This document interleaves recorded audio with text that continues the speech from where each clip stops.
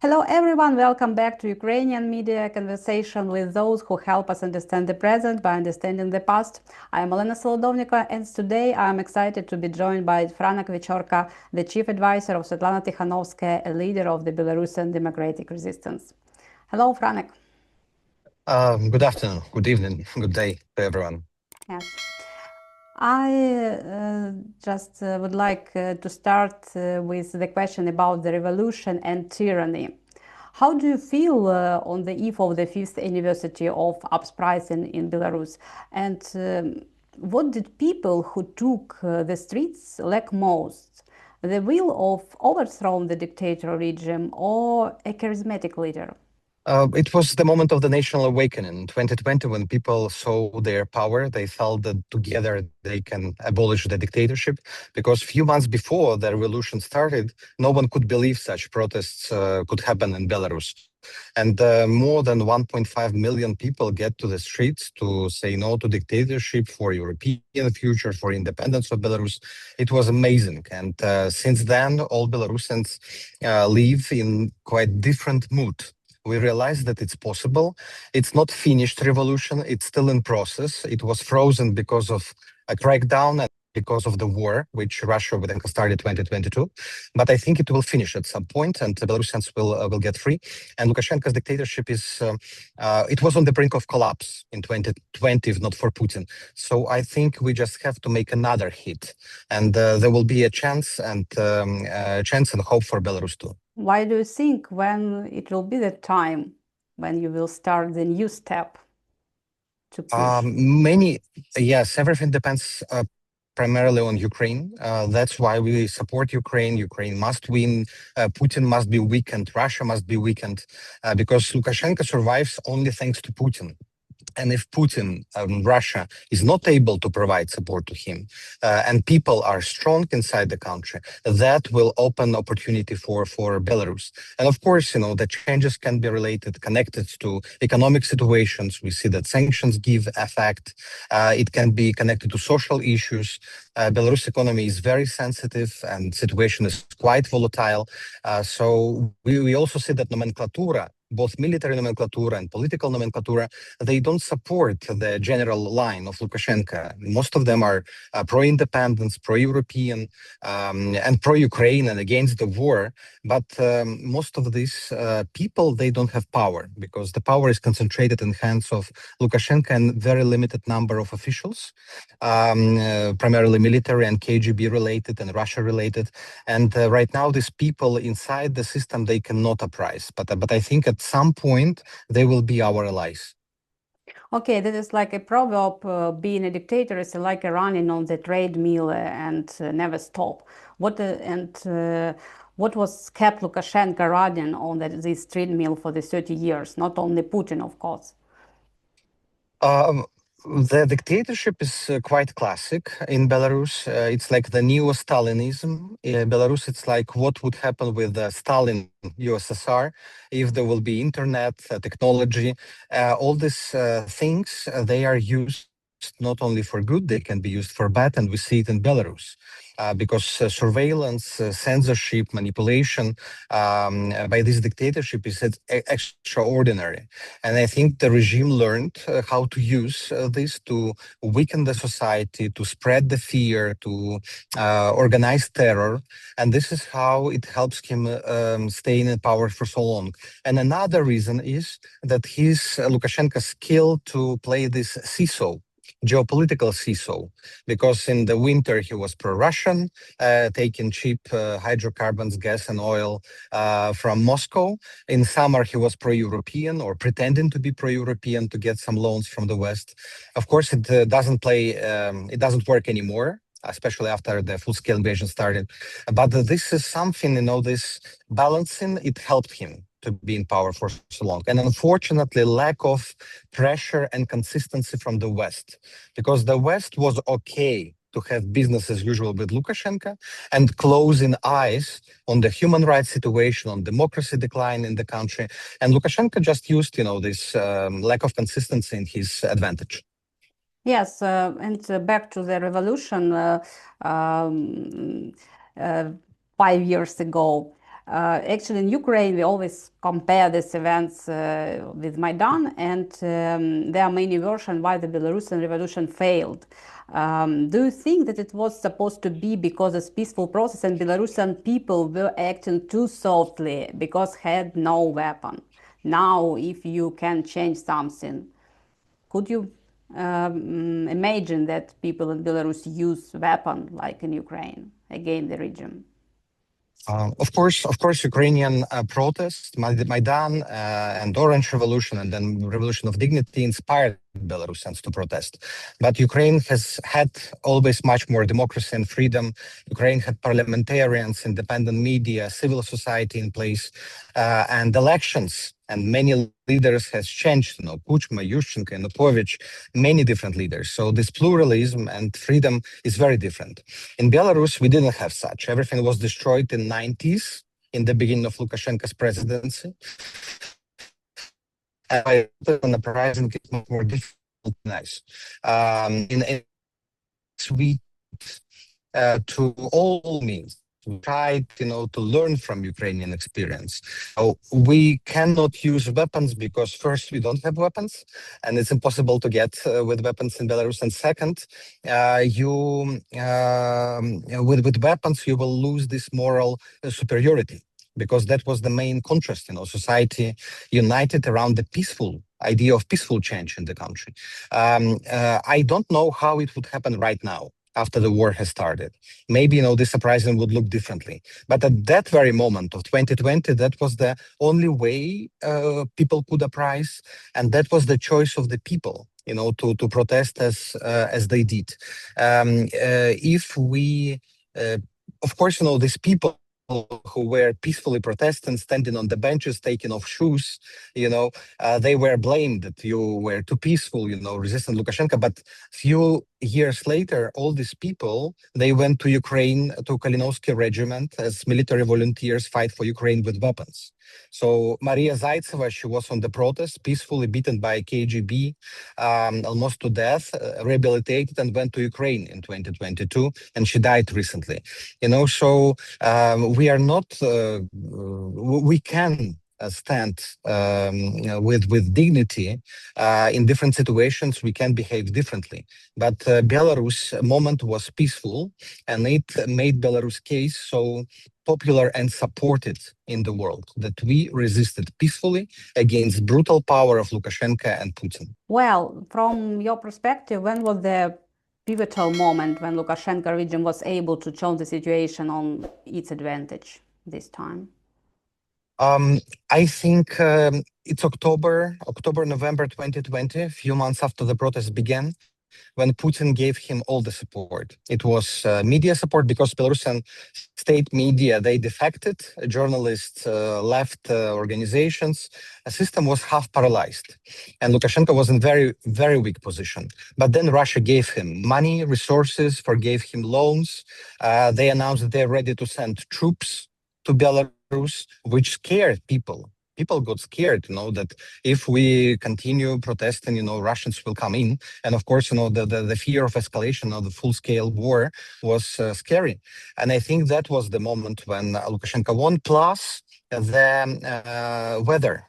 Because the December and January, when the last big protests took place, it was -30, -35 degrees temperature, and it was very difficult for people to stay on the streets. And I think Lukashenko used this momentum. He cracked down, he intensified arrests, repressions, and later streets did not appear again in spring after winter. But this mood of resistance is still there, and many people still there, and people waiting and preparing for another moment, which will definitely appear.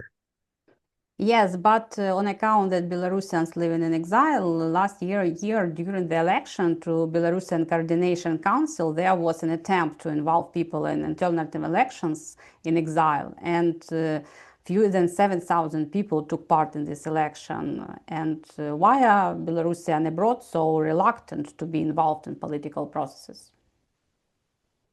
Elections to Coordination Council, it's elections for Belarusian democratic community, activists, leaders. Basically, it's not the campaign nationwide, which Yes, but it's involves like all the it Belarusians. was like rehearsal of right elections, as for me. No. I don't think we have conditions, to conduct elections. First, we cannot engage people inside the country because Coordination Council recognized as terrorist organization, and basically people voting, participating, they will be detained, property confiscated, all the families will be repressed. So the risk, even of voting, even with all the safety measures, is huge. So we don't ask people, to risk with everything, and only those who are or safe or have or don't have anything to lose, they are engaged usually in such public activities. But I think many people participate in other forms in the movement. Sometimes collection information on the ground inside Belarus is the form. For example, Belarusian Hayun, since 2022, dozens of thousands of people collected information about Russian troops, movement of Russian troops inside the country, informing Ukrainian side about shells and attacks. That was quite national initiatives, and it was very successful, very important, very useful for Belarus and for Ukraine. Many officials leak information to us about sanctions evasion. It also the form of resistance. So I think everyone decides how he or she participates in the movement, and dozens of thousands of people still engaged in very different form. But we don't want to push people under repression. We have to be very cautious and sensitive today, and to call people on the streets only when we know and feel that this is the moment. Yes, sorry for this question, but there is really widespread mantra among the Russians that Putin should be blamed for everything, not Russians themselves. Do you think that Belarusians are guilty of living in dictatorship? Of course, there is a responsibility of the society that we have dictatorship, that we allowed Lukashenko to win elections in '94. And unfortunately, the society back then was not able to prevent it and protect institutions, independent courts, parliament, everything was dismissed in the first years. So of course, we bear this responsibility and we pay a very big price for that. But when we speak about further actions of the regime of Lukashenko, like dragging Belarus into the war, migrant crisis against the West, Ryanair hijacking, I think here we should blame perpetrators, those who were involved. So I think we shouldn't compare Belarus and Russia. It's very clear difference here. Belarusian society is very pro-democratic, and 2020 protests prove this when majority voted for Tikhanovskaya. Belarusians don't have imperial ambitions or complexes. You can take any survey, you can take all the history that Belarus nations will never attack, involve, or will never tell about the neighbors that it's our territory. And I think I don't believe, for example, in democratic change in Russia. For me, it's very difficult to imagine, honestly. But I can easily imagine and see changes in Belarus because of mentality, because of history, because of the moods of the society. And I think this war and attitude to the war, it made for Belarusians very clear this understanding that we are not Russians. Belarus is not Russia. And now I see when Russian tourists are coming to Belarus, the attitude of Belarusians towards them, very negative, joking. I think it also shows, this general, like regular level attitude. I remember when I was in the military, drafted, the fourth conscript 15 years ago, and we have these Zapad military drills with Russians, all these Belarusian officers, they said, oh gosh, these Russians came again, occupants, etc. And it was long time before the war. It was 15 years ago. So it gives me hope, hopes and confidence that there will be a brighter future. Of course, you are watching for new protests in Ukraine. Do you think is it indicate democracy in our country? And what are the risk of Russians taking advantage of this domestic discontent? What is the risk? Because Russians say, okay, that is chaotic inside your country. Wow, thanks. Obviously, Russians are taking advantage of splits in the society and of corruption. And of course, it's in their interest that Ukraine will be divided, will not be organized, and will be corrupted.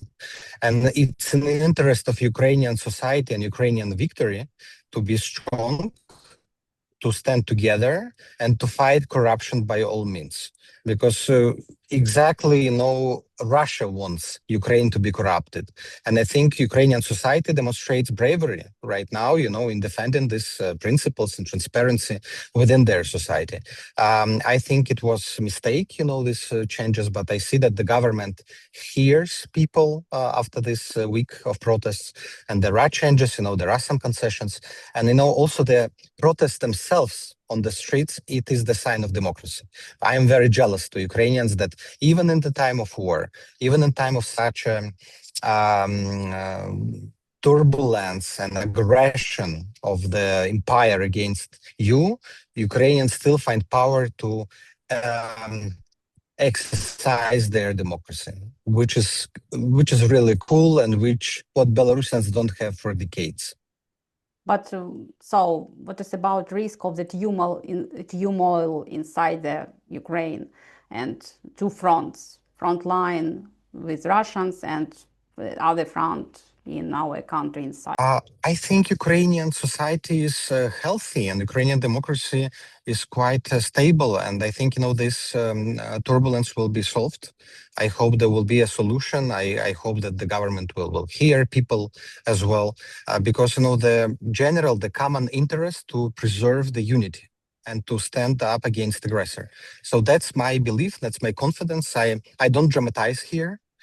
There are some challenges, always challenges in different societies.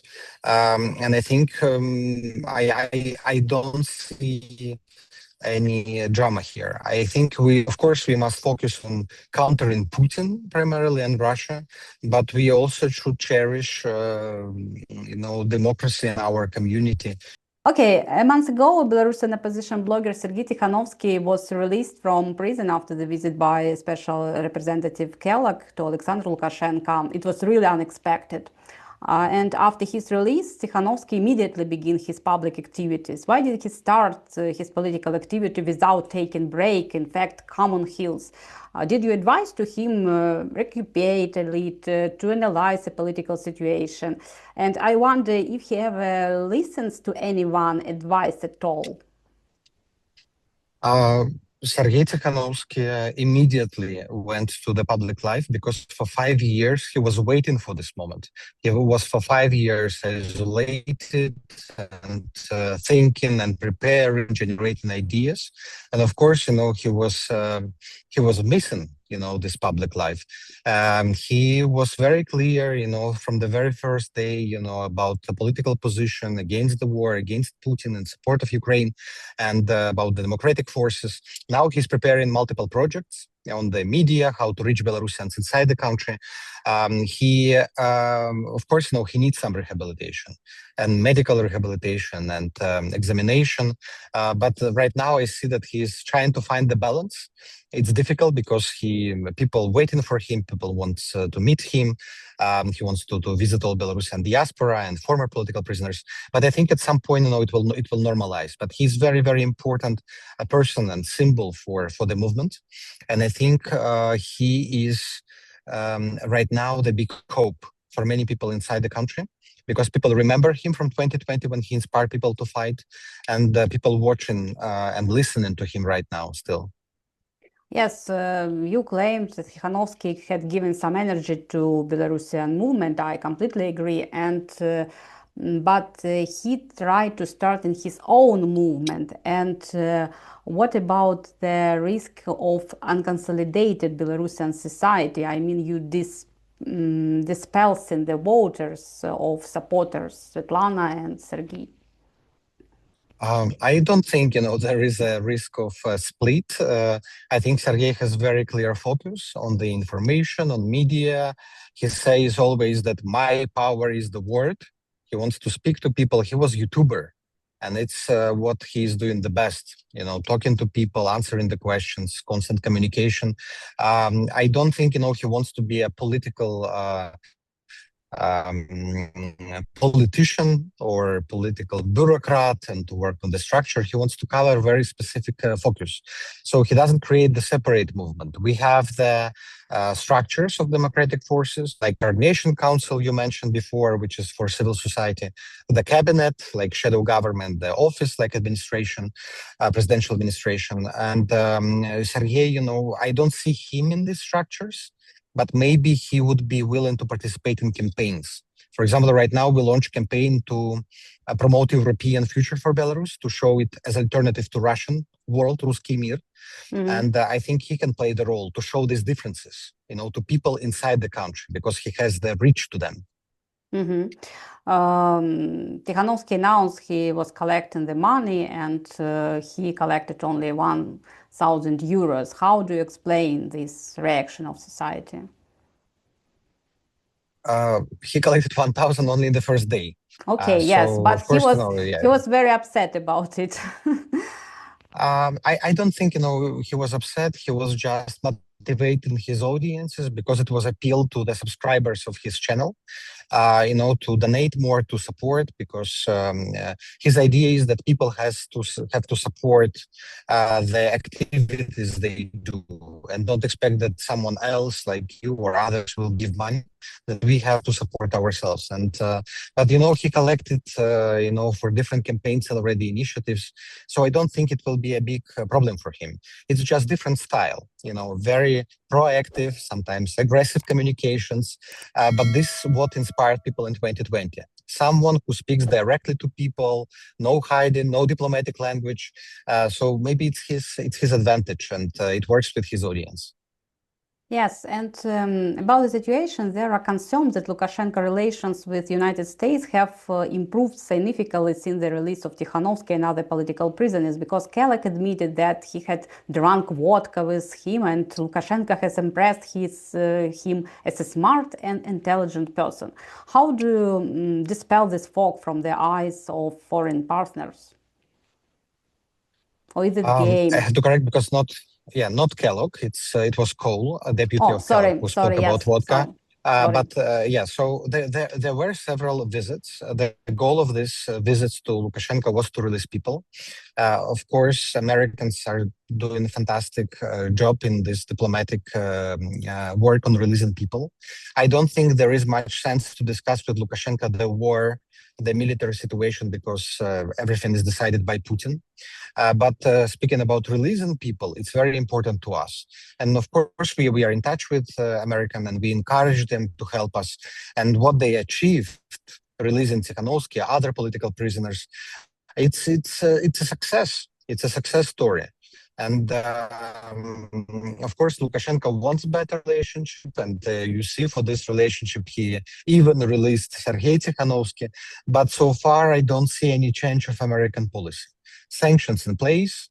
Months ago, Trump signed another year of the sanctions against Lukashenko. Belarus Democracy Act in the Congress adopted. So all this policy, which was before, it continues. And humanitarian track on releasing people, it is important to all. And if for Lukashenko it can help to improve his image, it's okay. For us, it's important to release people, but lifting sanctions, it's another story. And we don't see any reason so far for lifting sanctions. Yes, I hope it will be more sanctions and more actions against. President Zelensky has not established official relations with Svitlana Tikhanovskaya office. And how do you accept the chances that Siarhei Tihanovsky will receive more favor at official level from our President Zelensky? Maybe there is no official relationship, but MFA of Ukraine established the position of the envoy, of the ambassador at large, working with democratic forces. It was Igor Kizim, before he just retired a few months ago, who used to be ambassador in Minsk before, and then he worked with us. And right now we encourage and we ask Ukrainian partners and MFA to establish the new ambassador or representatives who will be our contact point. I was just talking to MFA 2 weeks ago about this. They are restructuring organization right now, and But with the presidential administration, we have contact through advisors. Touch also Sviatlana Tikhanovska informally, unofficially. Sometimes she meets President Zelensky at the international fora. Of course, it's not bilateral cooperations or relationship, but I think there is no a big problem in this relationship. The problem is with Lukashenko. We understand why Ukraine is so cautious in this official relationship with democratic Belarus, because they don't want to open the new front line or spoil or escalate the situation on the northern border. I think these are considerations from Kiev why they're cautious, but and I don't think that Ukrainian government has illusions right now about Lukashenko. I don't think people believe that Lukashenko can be changed or educated or can be a partner. I don't think in Ukraine anyone could trust Lukashenko in the future. So I'm sure that Ukraine will continue the tough position on the regime. It's in our common interest. And we explain to Ukraine as well, if there will be democratization, change in Belarus, and Belarus will be independent, it will be also security guarantee for Ukraine. What is going on with Passport of New Belarus, which you promote as an alternative document to state Belarusian ID? Because of course, that is a lot of criticism about it. For example, that it's only a souvenir and there are no guarantees that information about the owners of this document will not be pasted on the Belarusian KGB. What the situation now? What countries have authorized this passport as an extent it will be legit for crossing the border? So the passport project is in pilot mode right now, pilot stage. So of course people apply, people can receive these documents. It's a biometrical ICAO standardized document. It cannot serve as a travel document so far because it's not recognized, but it can serve as the confirmation of identity. And as the confirmation of citizenship. That was our goal. And in what official, in where you can use it? You can use it as additional, it's like a companion document. So you can use it as additional document if you have to prove, your identity. Or if you apply, it means that you're a verified person, that you had Belarusian passport, because the data from the passport, it corresponds to previous Belarusian passport. So it's only given to those who had expired Belarusian passport, who had Belarusian citizenship. And basically it helps to verify people, also for our partners for international countries. We understand that it's symbolic. Largely right now, but situation can change. And maybe from this symbolism, it will become practical. In few countries like Poland, Lithuania, there is a solution, a passport of foreigners. Lithuania and Poland issue to our people this temporary document, which allows to travel. But in many countries, there is no solution. And our passport, can be such solution. We are also waiting for the UN discussion this fall. There is a special committee in ICAO, which discuss this weird documents, they call it, and we will hear their recommendations how to proceed. But also, this is a symbolic thing which unites the community, which shows that people still together, that we belong to Belarus, we don't lose connection to the country. Even asylum seekers, they can have this document, which basically confirms their citizenship. And in the time of Soviet occupation, Baltic states, Poland, many other countries, they issued same documents to ensure continuity of citizenship. Basically, people later can say that, yes, we lived for 20, 30 years abroad, but we remained citizens. Of course, no one knows when it ends, when Belarus will be free, when the war ends, for sure. But, we have to be prepared for longer run too. And this is for longer run project. Temporary solution is this residence permits and foreigners passport. But in case if situation will prolong, we will have our solution.